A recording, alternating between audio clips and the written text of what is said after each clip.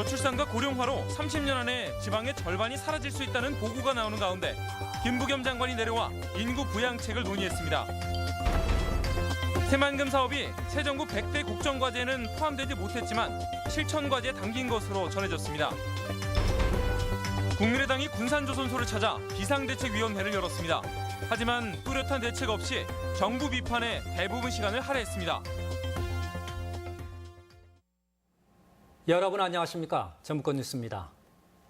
저출산과 고령화의 파장이 심상치 않습니다. 인구 감소로 30년 안에 도내 5개 군지역이 사라질 수도 있다는 충격적인 전망까지 나왔습니다. 시지역 4곳도 축소도시로 분류되는 등 전라북도가 특히 인구 감소의 그늘이 짙습니다. 유룡 기자의 보도입니다.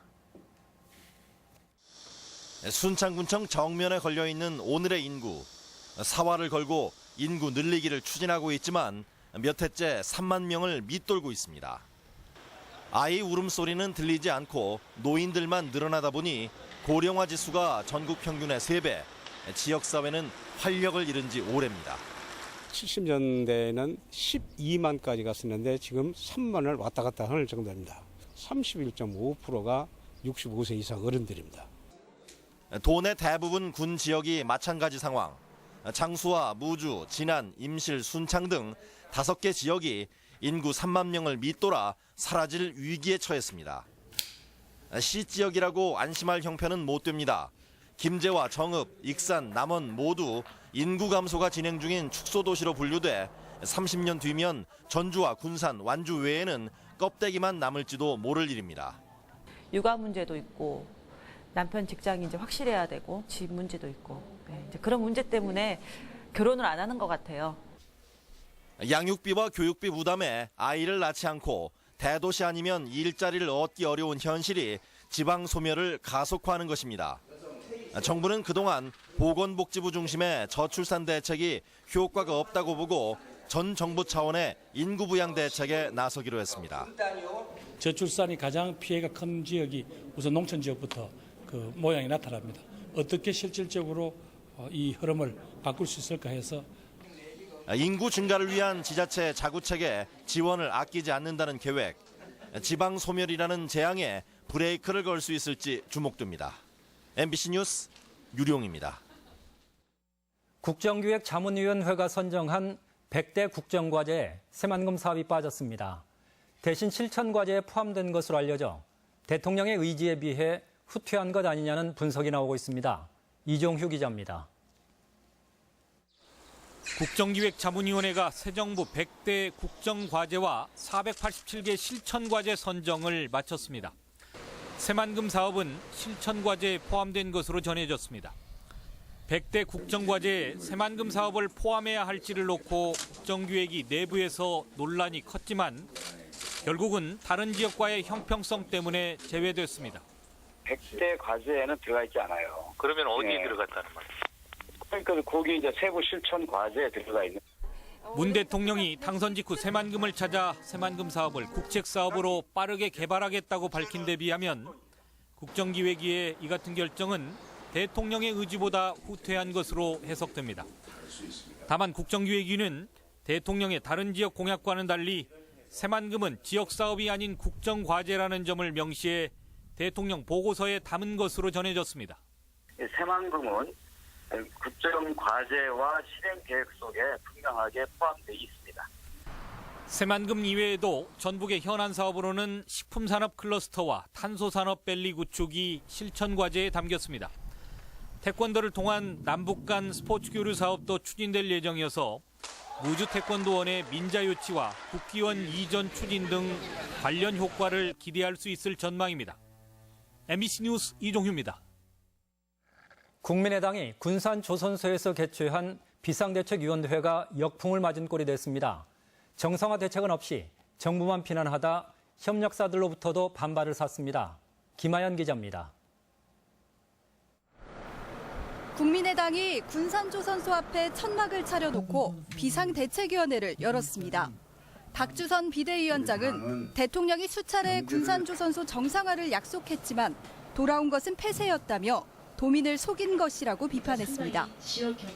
공무원을 늘리는 추경에 올인할 것이 아니라 군산조선소를 살리는데 올인하시기 바랍니다. 있는 일자리도 지키지 못하면서 김광수 도당위원장과 정동영 의원도 정부를 질타하며 재가동을 위한 대책을 촉구했습니다. 하지만 협력업체들은 전북 제1당인 국민의당 역시 책임에서 자유로울 수 없다고 성토했습니다.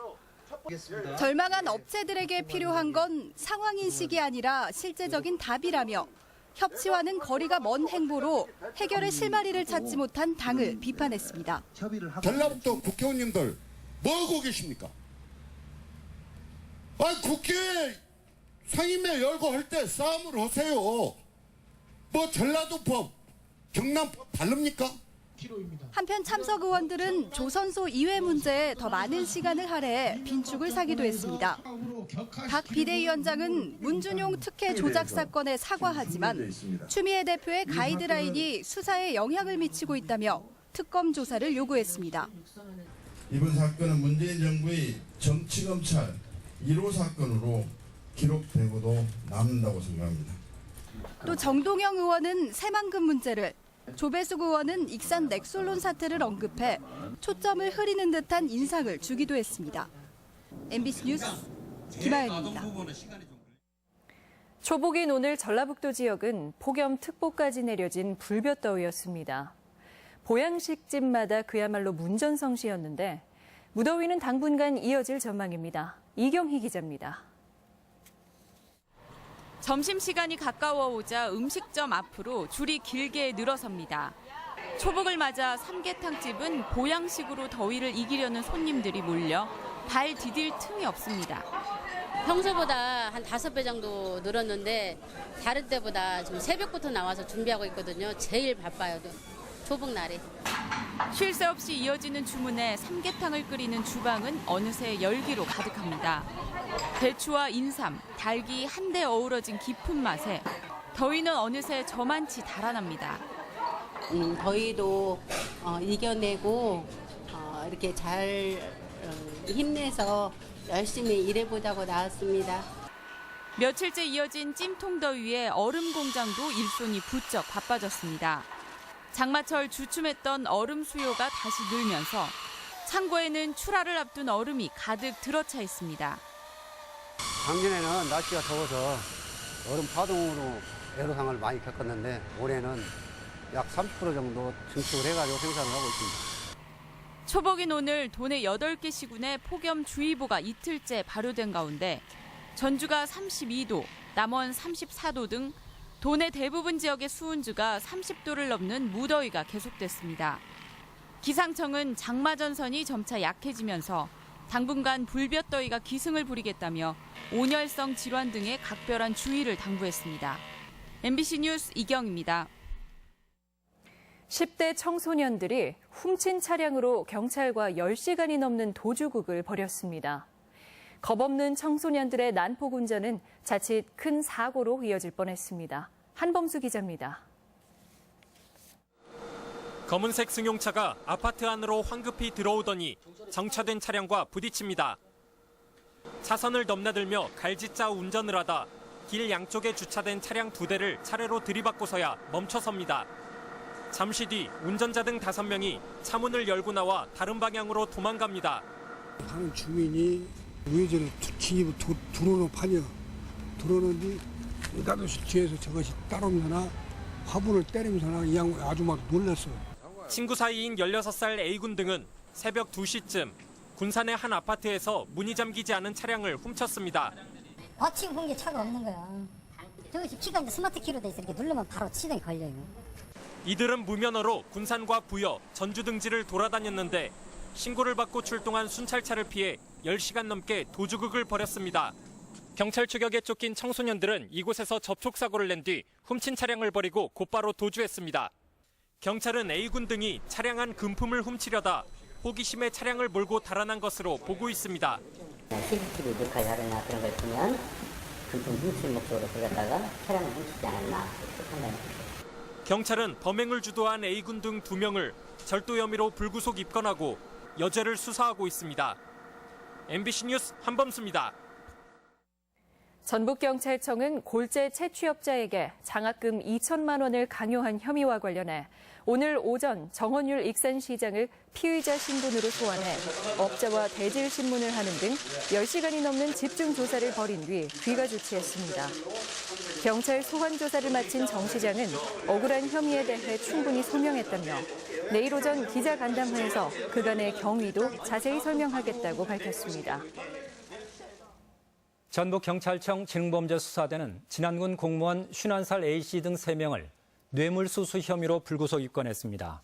경찰에 따르면 A씨 등은 지난 2013년부터 1년 6개월간 진안 달길천, 정자천 상습 수해지구 하천 정비사업 과정에서 자신들의 지위를 이용해 시공업자로부터 수천만 원 상당의 금품과 향응을 받은 혐의를 받고 있습니다. 전라북도의회 교육위원회는 도교육청의 하반기 업무보고 자리에서 부안여고 성추행 사건이 알려지기까지 교육청에서는 어떠한 조치도 취하지 못했다며 관리 감독의 허술함을 지적했습니다. 또한 구속된 교사 이외에 성추행 혐의가 거론된 교사의 사표가 수리됐다며 도교육청 차원에서 점검해 보고하라고 요구했습니다. 오늘의 간추린 뉴스입니다. 차관급인 새만금 개발청장에 남원 출신 이철우 국무조정실 업무평가실장이 임명됐습니다. 전라북도는 우리 지역 출신이고 국무조정실에서 근무한 이 청장이 정부 부처 간 새만금 관련 업무 조정과 조기 개발의 적임이라고 기대를 나타냈습니다. 새만금 내부 개발 용지에 처음으로 주소가 부여됐습니다. 새만금 개발청은 새만금 산업단지에 입주한 솔베이 등 3개 민간기업 토지에 대해 신규 등록을 마치고 소유권을 행사할 수 있도록 했으며 나머지 토지도 신속하게 지적 공부를 마련할 계획이라고 밝혔습니다. 전라북도는 고소득 장목인 원예 사업을 육성하기 위해 앞으로 5년간 원예 시설 현대화 사업과 에너지 효율화 사업 등 36개 사업에 6,430억 원을 투자하기로 했습니다. 도는 소득이 줄고 있는 논농사 대신 화훼와 파프리카, 수박 등 원예 농산물이 농촌 경제의 활로가 될 것으로 기대하고 있습니다. 국토교통부는 교통사고가 잦아 주민보호구간 사업 대상지로 선정된 완주군 관내 3리 교차로와 용진중학교 부근 등 도로 4곳의 제한 속도를 종전 시속 80km에서 60km로 낮추기로 했습니다. 또 과속 단속 장비를 설치하고 신호체계를 변경했으며 보행자 안전시설도 강화할 방침입니다. 간추린 뉴스였습니다. 통계청에 따르면 지난달 전라북도의 취업자는 전년 대비 2만 7천 명 줄었고 고용률도 2%포인트 감소한 반면 실업률은 2.5%로 0.2%포인트 증가했습니다. 취업 시간대별로는 주당 36시간 이상 취업자는 무려 3만 3천 명이 감소한 반면 36시간 이하 취업자는 5천 명이 증가해 고용 안정성이 악화되는 것으로 조사됐습니다. 전국 17개 시도교육청에서 주관한 고등학교 3학년 수험생을 위한 전국 연합학력평가가 도내 일반계 99개 고등학교 19,800여 명이 참가해 국어와 영어 등 영역별 시험을 치렀습니다. 전북권 뉴스였습니다.